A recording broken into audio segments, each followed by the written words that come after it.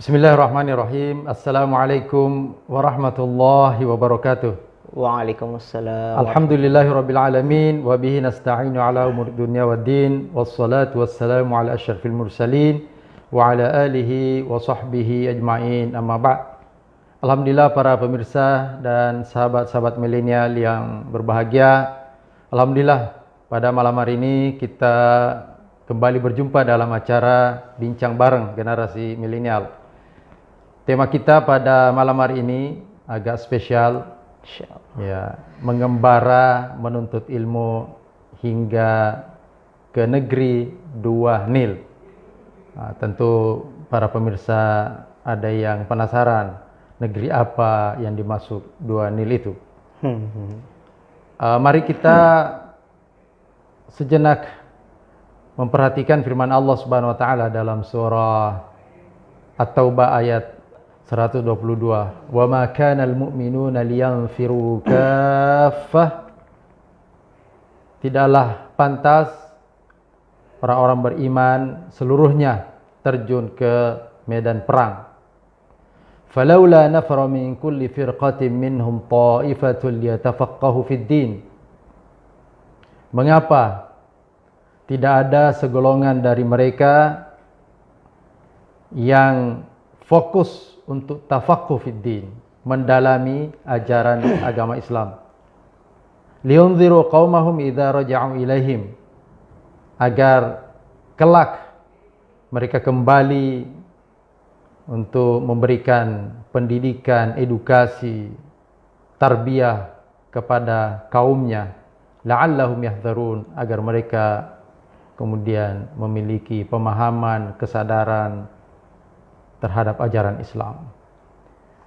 Tentu motivasi inilah yang mendorong para penuntut-penuntut ilmu untuk melakukan pengembaraan atau rihlah untuk mencari ilmu, terutama ilmu agama. Sebagaimana yang kita tahu, sejak awal perjalanan dakwah Islam ini, kalangan tabi'in, tabi'in, dan setelahnya hingga saat sekarang ini semangat tafaqquh fid din masih tetap menggelora. Dan tentu inilah yang juga mendorong, ya, narasumber kita nanti berbicara tentang pengalaman dalam mengembara menuntut ilmu. Masya Allah. Kita perkenalkan dulu, beliau ini bernama Muhammad Irsyadul Ibad bin Muhammadung Ilse. Ilse-nya nanti dari mana? Kita akan tanya langsung. Ngomong-ngomong, antum lahir tahun berapa, Ki? Saya lahir tahun 1993. 93, Iya. berarti 27 tahun ya? 27 tahun. Masya Allah. Masya Allah. Masih kelihatan 17 tahun. Alhamdulillah. Ya, Sudah berkeluarga? Alhamdulillah sudah dikaruniai satu anak. Ya. Kunyannya apa panggilannya? Abu Iliyah. Abu Ilya. Abu Ilya. Masya Allah. Masya Allah. Tahun berapa? Umur berapa nikah? Saya menikah tahun 2018, 2 tahun yang lalu. Berarti bertepatan 25 tahun ya? 25 tahun, betul. Saya dengar-dengar waktu itu antum sebenarnya sudah mau nikah pada saat masih kuliah. Ya, tapi kayaknya orang tua belum mengizinkan. Gitu ya. Gitu ya? Ya, ribet juga sebenarnya. Di kala teman-teman satu perjuangan waktu berangkat kuliah ke Sudan itu sudah pada nikah, ya kami sendiri belum. Jadi ya bahan sasaran untuk dibully ya pribadi sendiri. Ya, artinya motivasi untuk kuliah waktu itu karena termotivasi oleh teman-teman. Betul. Bahkan tidak ingin dibully, banyak yang lebih muda umurnya. Betul. Sudah nikah duluan. Betul. Gitu ya. Betul. Masya Allah. Masya Allah. Ya, baik, kita lanjut. Masa kecil antum di Gunung Tembak ya, bersama orang tua. Iya, alhamdulillah. Seperti apa pendidikan yang antum terima dari orang tua? Alhamdulillah, ya saya sejak kecil hidup di lingkungan di mana suasana berislam itu sudah terbentuk, Masya Allah. Tepatnya letaknya di Pondok Pesantren Hidayatullah Pusat Gunung Tembak, dan masalah ibadah jangan ditanya lagi, itu sudah hatam, sehingga pemandangan kami sehari-hari itu sudah hatam. Lalu kemudian masa kecil sama orang tua dimotivasi untuk selalu mengenal yang namanya sejarah, khususnya sejarah para rasul, para anbiya, dan para sahabat Nabi Muhammad SAW. Ya, apa yang antum dapat dari baca sejarah itu? Masya Allah, luar biasa. Sejak kecil ketika sudah dimotivasi untuk membaca sejarah kebudayaan Islam, khususnya sejarah para anbiya dan mursalin dan para sahabat, salah satu yang kami dapatkan adalah sifat-sifat dari para nabi, rasul, dan para sahabat itu yang ingin sekali kami tiru. Jadi apa contohnya? Kasih sayang, adab, dan itu juga semangat untuk menuntut ilmu para sahabat itu ke Rasulullah itu sangat luar biasa. Nah, di antara para sahabat itu yang jumlahnya sangat banyak, siapa yang paling menonjol itu, yang antum idolakan? Idola semua sebenarnya, tapi tentu ada yang lebih menjadi perhatian. Ya, tentu saja ya. Kalau bicarakan idola, tentunya Rasulullah, setelahnya sahabat sepupu beliau, Sayyidina Ali bin Abi Thalib radhiyallahu anhu. Karena yang saya sangat kagumi ketika masih muda, dia mengajukan diri untuk perang tanding melawan musuh Allah, orang-orang kafir pada waktu itu. Umurnya waktu itu masih muda. Lalu kemudian ketika mengangkat benteng Khaybar, dia sendiri. Artinya ketertarikan dengan sosok Ali bin Abi Thalib radhiyallahu anhu ini adalah karena masa kecilnya sudah memiliki keberanian. Keberanian, betul. Ya, kendati pun sahabat-sahabat yang lain yang masuk Islam dalam umur yang sudah dewasa tentu juga punya kelebihan yang hebat. Ya. Baik, akhi. Setelah bersama orang tua, antum kan melanjutkan pendidikan ya? Betul, Ustaz. Ke Ma'had Darul Hifadz. Darul Hifadz di Sulawesi. Berarti tamat SD, MI itu langsung berangkat. Iya. Ya, umur yang masih cukup muda. Apa yang menarik untuk masuk di Ma'had Darul Hifadz? Ya, tentunya motivasi untuk menjadi penghafal Quran. Ya, ketika masa kecil itu dimotivasi untuk membaca sejarah, ada satu buku yang menurut saya itulah yang membuat pola pikir saya dan pola hidup saya berubah. Yaitu ketika ada buku yang berjudul Amazing Child, Doktor Al-Quran, doktor cilik penghafal Quran dan terjemahannya.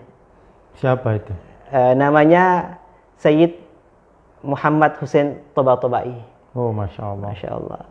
Beliau dari Iran. Viral videonya. Ya, sempat waktu itu sangat viral, dan itu yang membuat kami pribadi harus bisa menjadi penghafal Quran. Anak kecil bisa, masa kami tidak bisa waktu itu? Ya, Masya Allah. Ini catatan kita di sini dari sekian penghafal Quran ini yang menjadi narasumber kita, memang banyak yang termotivasi dari video-video dari para penghafal Quran, dari kalangan para penghafal cilik, anak-anak remaja, begitu ya. Selama di Darul Hifadz, apa yang antum merasakan gitu ya?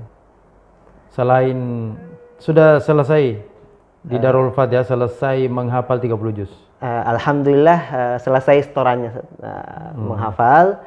Ada 3 tahap yang diprogramkan di sana. Ada tahapan pertama kita selesaikan untuk setor hafalan. Lalu yang kedua murojaah tahap kedua. Lalu yang ketiga menyetorkan hafalan. Setelah murojaah 30 juz itu sudah tuntas, lalu kemudian menyetorkan hafalan ke para pimpinan, direktur dan asatiz yang sudah lama di sana. Berapa tahun antum menghafal Quran? Kalau dihitung-hitung menghafal itu sekitar 3 tahun. Program untuk yang kedua dan ketiga ini agak lambat. Waktu itu sempat kami nyetorkan ke pimpinan, cuma keburu sudah selesai pengabdian, belum selesai setorannya waktu itu. Nah, Ma'had Darul Fatihah ini selain program tahfidz Quran, itu ada juga program klasikalnya. Iya, betul. Belajar reguler. Betul. Ada ya. Jadi jenjang SMP SMA. SMP SMA. Jadi programnya itu mengadopsi dari kurikulum Gontor KMI, Kulliyatul Muallimin Al-Islamiyah Gontor. Ya, apa yang paling berkesan selama di Ma'had Tahfidzul Quran itu? Tentu di luar sisi keilmuan dan hafalan. Masya Allah, banyak sekali. Yang paling terkesan banyak sekali. Tentunya kesederhanaan pondok itu tersebut yang memang tidak memungut biaya sepeser pun kepada santri. Dalam artian semuanya gratis. Ya, terus sumbernya dari mana? Wallahu a'lam. Setiap kali kami menanyakan ke pimpinan, ya kami juga tidak tahu, kata pimpinan. Ya itu dari Allah katanya. Ya, dengar-dengar tidak meminta, tetapi kalau ada berinfak tidak ditolak. Betul. Ya, jadi tidak proaktif meminta, tetapi dengan demikian banyak orang yang tertarik. Ya, terpanggil untuk berinfak. Dengan catatan ketika dia memberikan, kita tidak mengucapkan terima kasih. La uridu minkum jazaa'a wala syukura gitu. Yang tidak berterima kasih siapa? Maksudnya pondok itu kalau memberikan saja gitu. Jangan ada dokumentasi, jangan ada ya semacam ya betul, untuk betul. Sekarang gitulah. Ya, baguslah. Ini tentu spirit yang paling istimewa ya. Mengelola lembaga pendidikan, memberikan khidmah sepenuhnya kepada para santri. Yang mudah-mudahan diberikan keberkahan oleh Allah SWT dan istiqamah. Amin. Tetap dengan pola yang seperti itu untuk melahirkan hufaz yang lebih banyak lagi. Amin. Nah, selanjutnya setelah itu antum melanjutkan pendidikan ke luar negeri ya? Iya, betul. Di Sudan. Di Sudan, negara Sudan. Kenapa Sudan disebut negeri 2 Nil? Ini banyak historis sejarahnya, tetapi yang paling masyhur di kalangan kami, di kalangan seluruh masyarakat di sana adalah pertemuan antara 2 Nil biru dan Nil putih.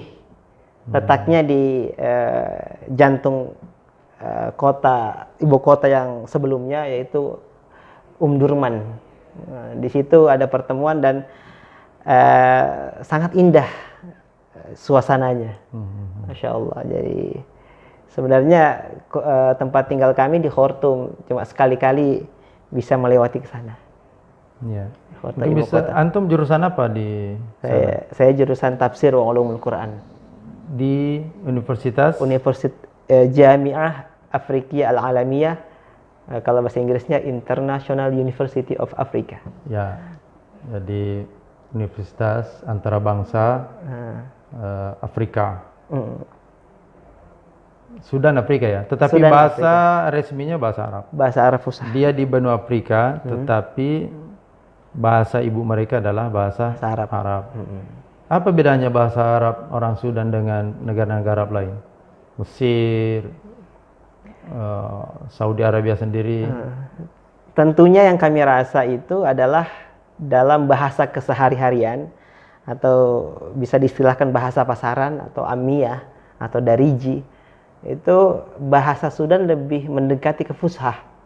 Ya. Kami bandingkan dengan teman-teman yang ada di Mesir, itu bahasanya kami tidak pahami, bahasa Arab, padahal itu bahasa Arab. Bahasa Arab amiyahnya itu kami kadang-kadang keluar dari kaidah bahasa Arab fushah.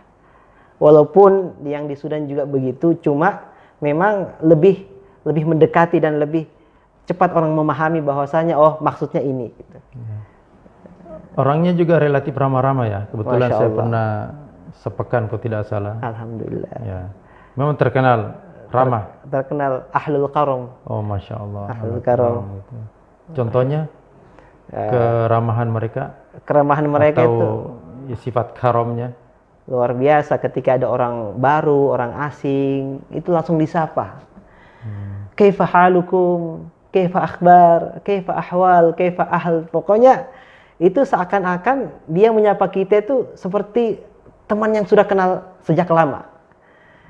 Lalu kemudian diajak makan, disuguhi air minum, dan itu sudah menjadi budaya dan kultur orang-orang Sudan.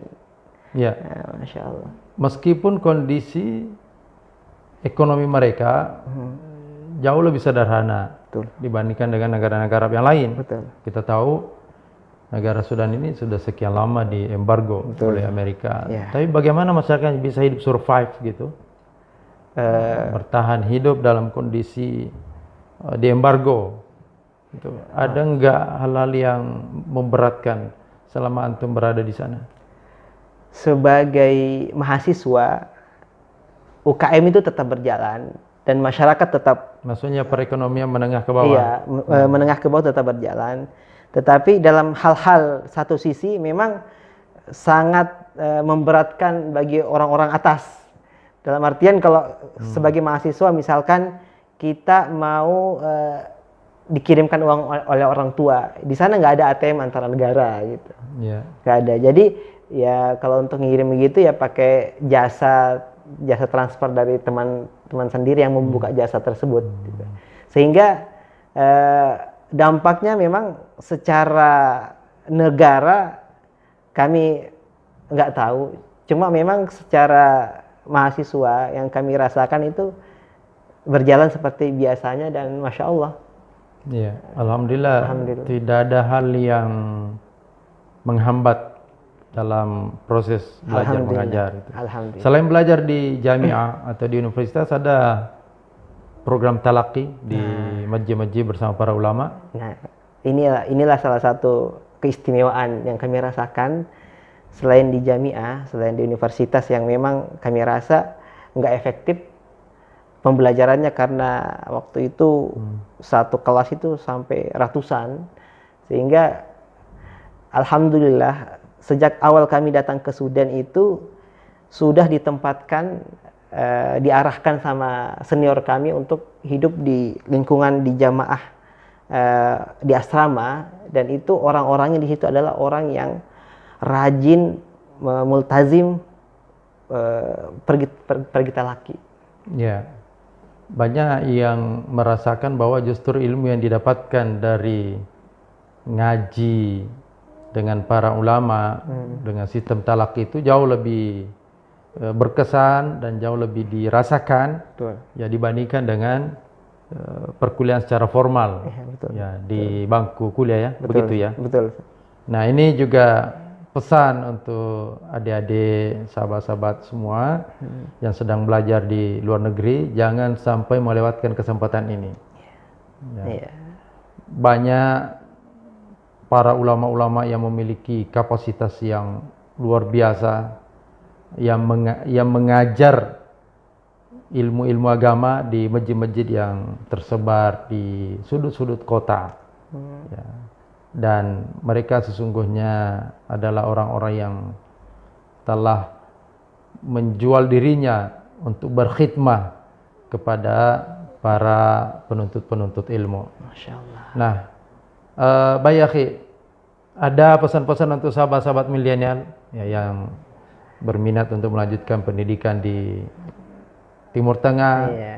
ya, atau di negara-negara lain, ataupun yang sedang belajar di Indonesia ini, yang sedang tafaqquh fid din, supaya diberikan keistiqomahan, kesabaran, semangat ya dalam menjalani proses talabul ilm. Tafadhal. Masya Allah, untuk ikhwah sekalian, para sahabat milenial, tentunya kami menasihati diri pribadi sendiri dan teman-teman semuanya bahwasanya menuntut ilmu itu tidak akan pernah ada habisnya. Ada peribahasa yang mengatakan utlubul ilmah minal mahdi ilal lahdi. Tuntutlah ilmu dari buayan hingga ke liang lahat. Tentunya banyak fadilah dan keutamaan dari menuntut ilmu itu tersebut, sebagaimana sabda Rasulullah sallallahu alaihi wasallam, man kharaja fi talabul ilmi fahuwa fi sabilillahi hatta yarji. Ketika kita menuntut ilmu, kita berada di jalan Allah, dan ketika orang yang berada di jalan Allah di fi sabilillah itu meninggal, maka tentunya dia syahid. Pesan kami ya, tentunya jangan pernah berhenti untuk menuntut ilmu dimanapun dan kapanpun. Lihatlah apa yang dikatakan oleh para ustadznya, para syekhnya. Jangan kita melihat siapa yang mengatakan. Tentunya secara pribadi syekh itu kita mengambil manfaat dan hikmah-hikmah yang diberikan kepada kita semua sebagai thalabul ilm, tetapi kita tidak melihat dari kekurangan-kekurangan yang ada pada dirinya, sehingga ilmu yang kita dapatkan insya Allah selalu berberkah. Apa yang disampaikan adalah salah satu amal jariah dari guru kita atau ustadz kita atau syekh kita, dan kemudian ketika kita mengajarkan ilmu tersebut kepada generasi setelahnya, itu menjadi amal jariah kita juga. Begitu Ustaz. Ya, baik. Terima kasih sahabat-sahabat sekalian. Sesungguhnya banyak pesan-pesan yang seharusnya disampaikan kepada para penuntut ilmu. Masya Allah. Ya, baik dari Nabiullah Muhammad SAW maupun dari para ulama, hanya mengingatkan bahwa barang siapa yang menuntut ilmu, tujuannya itu adalah untuk menunjukkan kehebatan dirinya di depan para ulama, bahkan ingin menonjolkan dirinya kepada umat, kepada masyarakat, maka orang yang seperti ini tidak pantas untuk mencium bau surga. Apalagi kalau tujuan mereka itu adalah tujuan yang bersifat duniawiyah, ya, liusiba bihi 'aradan minad dunya. Lalu kemudian para penuntut ilmu juga hendaknya mendahulukan adab sebelum belajar ilmu. Karena itulah konsep Al-Qur'an dalam pendidikan atau dalam tarbiyah. Walladzi ba'atsa fil ummiyina rasulan minhum yatlu 'alaihim ayatihi wa yuzakkihim wa yu'allimuhumul kitaba wal hikmah. Jadi ada proses tilawah, kemudian tazkiyah, dan kemudian ta'lim. Tazkiyah ini maksudnya adalah ta'dib. Bagaimana seorang penuntut ilmu disucikan dulu fikrahnya, jiwanya, perilakunya, ditanamkan dan dikenalkan adab-adab Islami sebelum mereka kemudian menimbah ilmu lebih banyak lagi. Dan pesan terakhir, ungkapan Imam Syafi'i rahimahullah, "Dzatul fata bil ilmi wat tuqa illam yakuna la'tibara li dzatihi." Bahwa jati diri seorang pemuda itu adalah dengan ilmu dan ketakwaan. Milenial yang keren itu kalau dia ada ilmu, dia ada iman juga. Berilmu, berakhlak mulia, dan memiliki cita-cita hidup yang mulia. Illam yakuna la'tibaru li dzatihi. Kalau tidak ada ilmu, tidak ada keimanan dan ketakwaan, maka sesungguhnya tidak ada artinya pemuda itu. Ya, enggak usah ngaku-ngaku anak milenial yang keren kalau tidak ada keimanan dan keilmuan. Semoga Allah SWT memasukkan kita dalam golongan ini, Amin ya sehingga rabbal kita alamin. bisa memberikan manfaat untuk agama dan umat. Amin. Tetaplah bersama kami dalam program Bincang Milenial pada setiap Jumat malam. Semoga Allah mempertemukan kita kembali dalam keadaan yang lebih baik lagi. Hadanallahu wa iyyakum ajmain. Assalamualaikum warahmatullahi wabarakatuh. Waalaikumsalam warahmatullahi wabarakatuh.